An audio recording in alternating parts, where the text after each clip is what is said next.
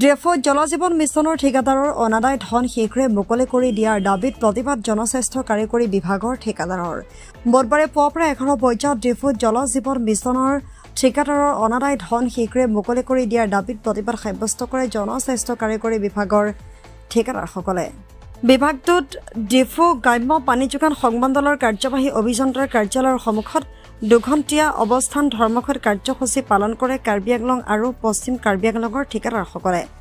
ঠিকাদাৰসকলে IMIS মুকলি কৰি দিয়া, সঘনাই SOP জাৰি বন্ধ কৰা আৰু 6% GSTৰ ধন শীঘ্ৰে মুকলাই দিয়াৰো দাবী জনায়।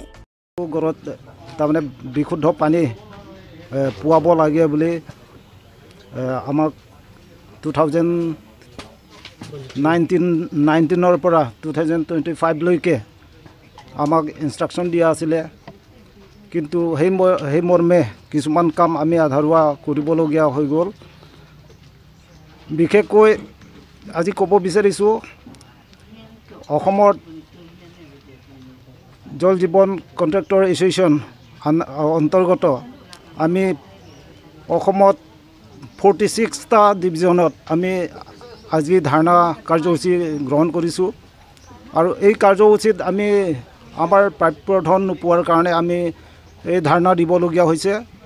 আৰু এই ধাৰণাৰ পৰা আমি ক'ব বিচাৰিছোঁ যে আমাক যিবিলাক SOP আৰু আমি যি পাৰ্চেণ্টেজ হিচাপে যিবিলাক পাবলগীয়া ধন আছিলে, আমি সেইবিলাক নোপোৱাৰ কাৰণে আমি আমাৰ উদ্দেশ্যবিলাক আমাৰ প্ৰধানমন্ত্ৰী মোদী ছাৰ আৰু আমাৰ অসমৰ মুখ্যমন্ত্ৰী ছাৰ, তাৰপিছত আমাৰ বৰ্তমান কাৰ্বি আংলঙৰ তুলিৰাম ছাৰ, তেখেতসকলক জনাব বিচাৰিছোঁ যে আমি এই ধাৰণাটো কিয় দিবলগীয়া হৈ গ'ল।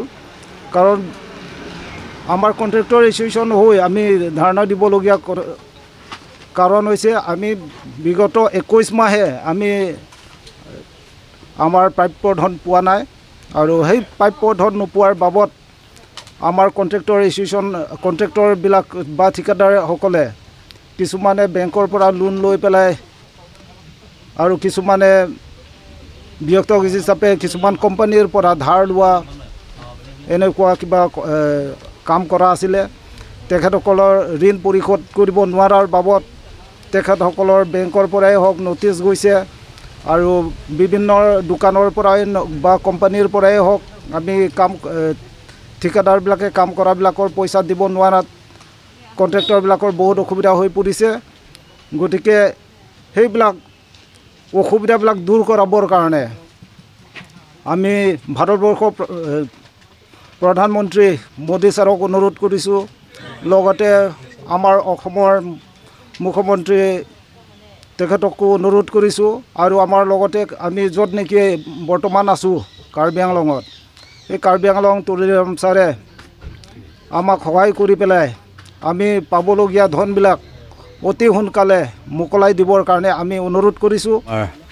CPHEDৰ পৰা আয়োজন কৰা হৈছে আমাৰ ধাৰণাত 2 hours চিদিন ধাৰণা থাকিবলগীয়া আছে। কাৰণ কি হৈছিলে, বহুদিন মূৰৰ পিছত আমি এতিয়ালৈকে পে'মেণ্ট ধন পোৱা নাই, 1 বছৰমান এনেকুৱা চিনা হ'ব।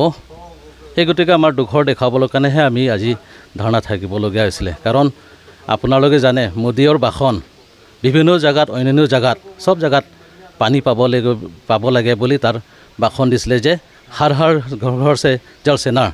সেই সপোন ধৰণে আজিলৈকে ফলাফল হ'ব পৰা নাই। মানে হাৰ হাৰ ঘৰ সে জল সেনাৰ সেই ভাষণত মানে চব জেগাতে বৰ্তমানলৈকে সপোনটো এতিয়ালৈকে সম্পূৰ্ণ মানে এই সপোনটো মানে হোৱা নাই, এতিয়ালৈকে সফল হ'ব পৰা নাই। কাৰণ কি হৈছিলে, আমাৰ যেতিয়া কণ্ট্ৰেক্টৰ কাৰণে পে'মেণ্ট নিদিয়ালৈকে কণ্ট্ৰেক্টৰ কাম কৰিব নাপাৰিব আৰু কণ্ট্ৰেক্টৰৰ কাৰণে যদি পে'মেণ্ট যদি দিওঁ তেতিয়াহ'লে আমি গোটেই কণ্ট্ৰেক্টৰ নিজে কাম কৰিব আৰু আগবাঢ়িব, তাৰপিছত গোটেই কাম শেষ হ'ব। আমাৰ মোদীজীৰ সপোন বা মোদীৰ ভাষণ, সেই ভাষণৰ সপোনৰ মানে ফলাফল হ'ব বুলি আমি কণ্ট্ৰেক্টৰ পে'মেণ্ট যদি দিওঁ তেতিয়াহ'লে আমি চবেইটো কাম কৰিব বুলি আমি আজি এই ভাষণটো মানে আমাৰ কণ্ট্ৰেক্টৰ ফালৰ পৰা হ'ব বুলি আমি চবেই আৰু পে'মেণ্ট দিব বুলি চবেই আশা ধৰিছোঁ।